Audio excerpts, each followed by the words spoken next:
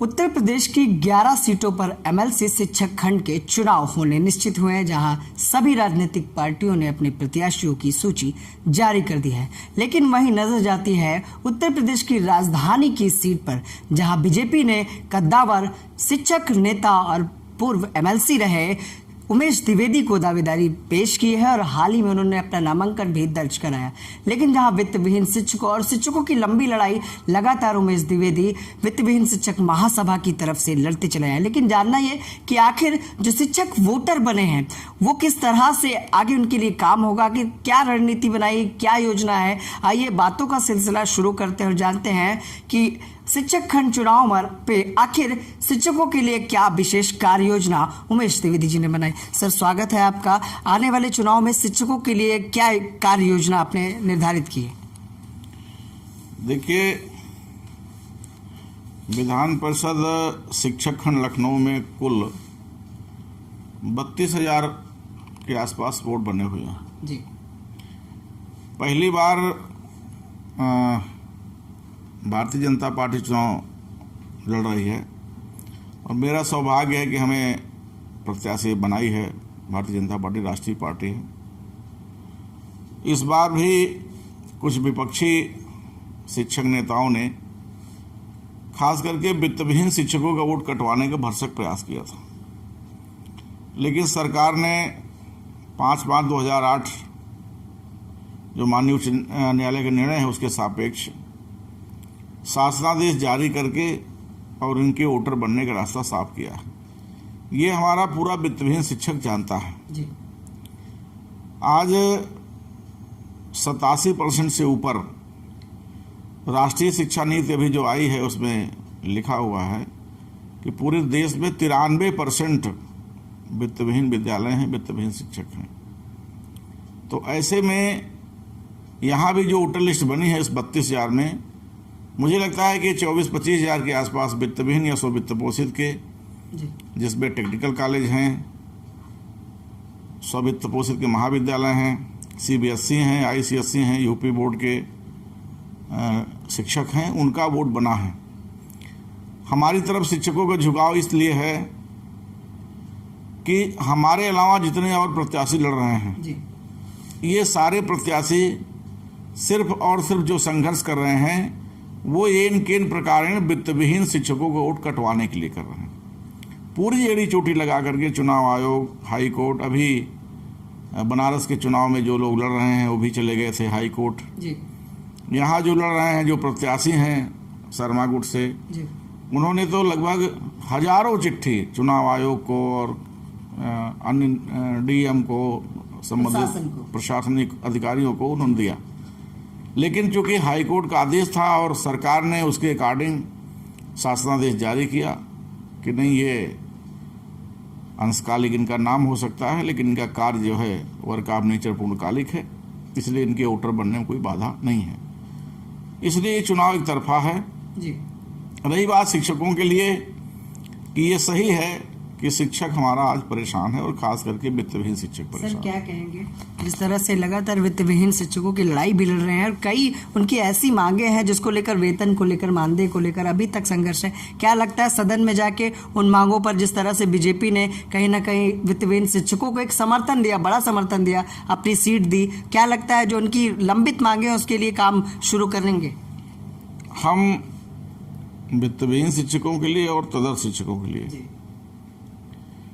और हमारे जो महाविद्यालय में शिक्षक है टेक्निकल में, उनके लिए भी, खास करके जो स्ववित्त पोषित हैं, उनकी समस्याएं हैं, आर्थिक समस्याएं हैं, सामाजिक समस्याएं हैं, उसको सरकार से मिलकर के जो उनका मानदेय बंद हो गया है वह भी चालू होने की स्थिति में आ गया है। ईश्वर चाहेगा तो अगले बजट में प्राविधान करा के और सम्मानजनक मानदेय उनको,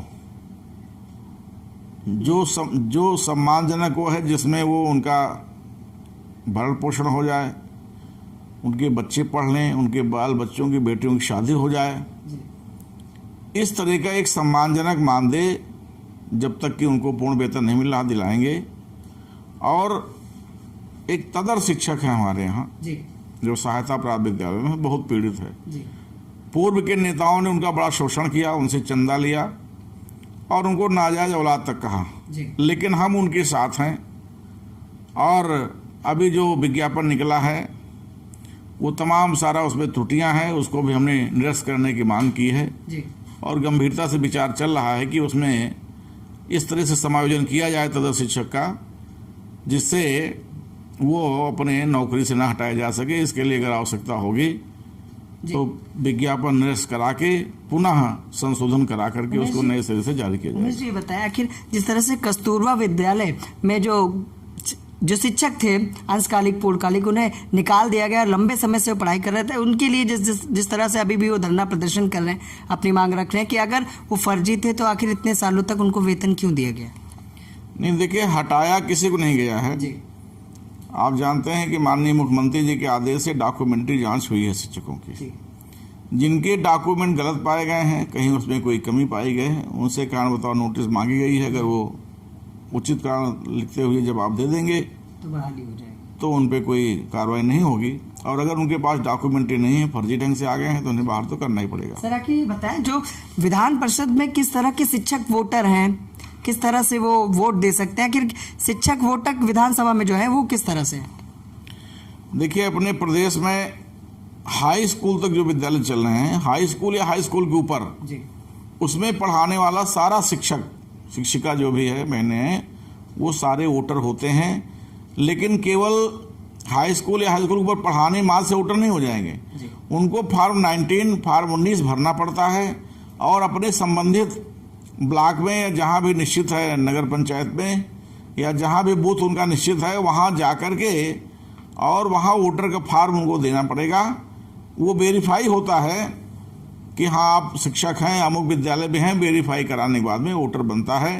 वो प्रक्रिया पूर्ण हो चुकी है। हाई स्कूल या हाई स्कूल के ऊपर के लगभग 32,000 टीचर ऐसे हैं जिनको वोटर लिस्ट में सम्मिलित किया गया है। यही जो सम्मिलित हुए हैं, यही लोग जो है जाकर के वोट करेंगे, यही जिताएंगे। सर, किसी भी चुनाव के लिए एक एजेंडा, एक घोषणा पत्र होती है कि आखिर जीतने के बाद क्या काम कर, क्योंकि अपने नेता, अपने विधायक, अपने एमएलसी से जनता और शिक्षक इस समय यही उम्मीद आस लगाए बैठे कि आखिर हमारे एमएलसी, हमारे शिक्षक खंड के प्रत्याशी क्या विशेष करने वाले हैं। तो शिक्षकों के लिए सर ऐसा क्या कदम उठाने वाले जीतने के बाद? देखिए, हम 23-24 साल शिक्षक रहे हैं, प्रधानाचार्य के रूप में रहे हैं, तो हम दिल दिमाग से, मन से, हमारी अपनी सोच से हम सबसे पहले शिक्षक हैं, विधायक बाद में हैं जी। और खास करके मैं वित्तविहीन विद्यालय में था तो मैं उनका दर्द समझता हूं कि इस कोरोना काल में भी किस तरह से वो प्रताड़ित हुए, किस तरह से पीड़ित हुए, स्कूल से हटा दिया गया। वो एक एक चीज़ें हमारे दिमाग में भरी हैं। हमें अगर शिक्षक अवसर देगा, हमें मौका देगा, तो इन शिक्षकों की बेहतरी के लिए, इनकी आर्थिक मजबूती के लिए, इनके सामाजिक सम्मान बढ़ाने के लिए सरकार से, जैसे पहले हम लोग विपक्ष में थे तो लड़ते थे, अपनी बात कहते थे, उससे कहीं अधिक टेबल टाक करके, उनसे झगड़ करके, उनसे अपनी बात कह करके, उनसे दो दो हाथ करके, चूँकि हम पहले शिक्षक नेता हैं, बिल्कुल, बाकी चीज़ें हमारे बात की बात है। तो हमारा शिक्षक, मैं अपने शिक्षकों को आश्वस्त करना चाहूँगा कि चाहे वो वित्तविहीन के हों, एडेड के हों, नॉन एडेड के हों, डिग्री कॉलेज के हों या टेक्निकल कॉलेज के हों, कंप्यूटर शिक्षक हों, व्यावसायिक शिक्षक हों, सब पे हमारी निगाह है। और अगर भारतीय जनता पार्टी अब शिक्षकों को राजनीति करने जा रही है तो हमारा ये दावा है कि आगे आने वाले 1 साल के अंदर शिक्षकों की जुनून सारी समस्याएं हम लोग मिल बैठ करके हल करा देंगे, ये हम आपको आश्वस्त कर रहे हैं। सर, कहीं ना कहीं पहली बार बीजेपी ने एमएलसी शिक्षक खंड चुनाव में दावेदारी पेश की। कितनी सीटें सर बीजेपी ने दी उत्तर प्रदेश में? देखिए, अभी तो 6 सीटों का चुनाव होने जा रहा है जी। उसमें से 4 सीटों पर उन्होंने प्रत्याशी दिया है जी। यहाँ बनारस शिक्षक सीट पे अभी 1-2 दिन में निर्णय आ जाएगा, वहाँ किसी के समर्थन देने की बात चल रही है जी। और गोरखपुर फैजाबाद में अपनी ही विचारधारा के भाजपा में ही रहने वाले कई लोगों ने टिकट मांगा था जी। जिससे थोड़ा सा पार्टी का साहस है कि दोनों अपने हैं, पदाधिकारी हैं, काम किए हैं जी। तो अगर वो निजी तौर पर लड़ना चाहे तो ठीक है, वरना बीजेपी वहाँ से अपना जो है प्रत्याशिता वापस ले लिया है जी। आज एक दुखद सूचना आई कि हमारे यहाँ लखनऊ खंड से एक कोई ब्रजेश तिवारी जी ने पर्चा भरा था जी। शिक्षकों के लिए जी। जी। कि वो शिक्षक का चुनाव लड़ेंगे, जी। लेकिन उसमें उन्होंने एक बड़ी त्रुटि कर दी थी, जो मुझे जानकारी हुई जी जी कि इसमें शिक्षक की जो सीट है, शिक्षक का एमएलसी जो बनता है, इसमें प्रस्तावक 10 लगते हैं जी। और वो 10 के 10 शिक्षक होने चाहिए और शिक्षक वाली जो मतदाता सूची है उसमें उनका नाम होना चाहिए। लेकिन पता नहीं कैसे ब्रजेश जी ने बड़ी गलती कर दी। हमें जो जानकारी मिली कि उसमें जो विधान परिषद की मतदाता सूची थी, उस मतदाता सूची से उन्होंने उसमें प्रस्तावक लगा दिए जो शिक्षक नहीं थे, जो एक सामान्य नागरिक थे। क्योंकि ये सामान्य नागरिक का चुनाव नहीं है, ये अति विशिष्ट, जो पूरे विश्व में सबसे अधिक सम्मानित शिक्षक है, ये शिक्षकों का चुनाव है, शिक्षकों का प्रतिनिधि है। शिक्षक के बारे में कहा गया है कि गुरुर् ब्रह्मा गुरुर्विष्णु गुरुदेव महेश्वरा गुरु साक्षात परम ब्रह्म तस्मै श्री गुरुवे नमः। गुरु गोविंद दो खड़े काके लागो पाए, बलिहारी गुरु आपने गोविंद दियो बताए।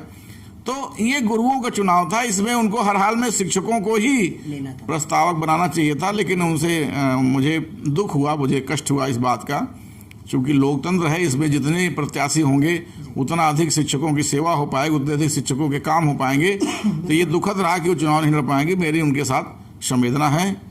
बहुत बहुत आपको धन्यवाद। सर आखिरी सवाल, आने वाला पर्व है, दीपावली है, किस तरह से शिक्षकों को, अपने जो शिक्षक है जिनके लिए अभी तक आपने लड़ाई लड़ी, आने वाले समय में भी लड़ाई लड़ने वाले हैं, किस तरह की शुभकामनाएं देंगे इस पावन पर्व पे? हम अपने शिक्षकों से कहना चाहेंगे कि संयम बरतें, धैर्य रखें। दीपावली का पर्व है, हर साल दीपावली पर्व आता है, मनाएं। वो हमें पता है कि वो कष्ट में हैं कोरोना के कारण। मैं उनको हार्दिक शुभकामना देता हूं और संवेदना व्यक्त करता हूं कि उनके जो कष्ट हैं उससे हम रूबरू हैं और यथाशीघ्र उनके कष्ट का निवारण करेंगे। इस बार वो अपनी दीपावली अच्छे से मनाएं, घर में मनाएं, परिवार में मनाएं। बहुत बहुत सबको शुभकामना, धन्यवाद। सर बीजेपी के नेताओं का समर्थन मिल रहा है? हाँ, बीजेपी के सारे नेता हमें समर्थन कर रहे हैं। कहीं भी किसी भी जिले में कोई अपवाद भी नहीं है कि कोई हमारा सहयोग न कर रहा हो, कोई हमारा विरोध कर रहा हो। एक मुश्त एक कार्यकर्ता बीजेपी का हमारे लिए लगातार काम कर रहा है। ठीक है सर। तो जैसा कि सर एक सवाल और, उपचुनाव में जिस तरह से बाजी बीजेपी ने मारी, तो शिक्षक खंड के चुनाव में कौन बाजी मारने वाला है? ये तो जग जाहिर है। आदरणीय मोदी जी के नेतृत्व में, आदरणीय योगी जी के नेतृत्व में आज पूरी दुनिया ने मान लिया है कि अब भारत वास्तव में जैसे पहले विश्वगुरु था, सोने की चिड़िया था, उस ओर बढ़ रहा है। पूरे देश में बीजेपी छाई हुई है। बिहार में लोग कहते नहीं आएगी, बिहार में आ गई, यहाँ उपचुनाव में लोग कहते। इसलिए अब बीजेपी ने एक विश्वास हासिल किया है कार्यकर्ताओं का, पूरे देश के मतदाताओं का। तो शिक्षक तो पढ़ा लिखा है, पढ़ा लिखा तो पहले से भी बीजेपी के साथ था, बीजेपी का कैडर वोट था। तो इसमें सारे के सारे ग्रेजुएट और शिक्षक हैं। इसलिए बीजेपी के पक्ष में एक तरफा माहौल बना हुआ है। 11 की 11 सीट बीजेपी जीतेगी। ठीक है सर। तो ये थे हमारे साथ शिक्षक खंड प्रत्याशी बीजेपी से उमेश द्विवेदी, और पहले भी ये एमएलसी शिक्षक खंड रहे हैं और लगातार शिक्षकों की लड़ाई ये लड़ते भी आए, जहाँ इन्होंने बताया कि किस तरह की कार्य योजना शिक्षकों की बड़ी समस्याओं के लिए इन्होंने बनाई। वहीं देखना यह है कि आने वाला जो परिणाम है, जिस तरह से उत्तर प्रदेश के उपचुनाव में, बिहार चुनाव में बीजेपी ने बाजी मारी, आने शिक्षक खंड और एमएलसी चुनाव में इनकी जितनी भी सीटें हैं उस पर बीजेपी काबिज हो पाती है नहीं। वीडियो आकाश के साथ मैं विक्रम आपसे इजाजत चाहूँगा। नमस्कार।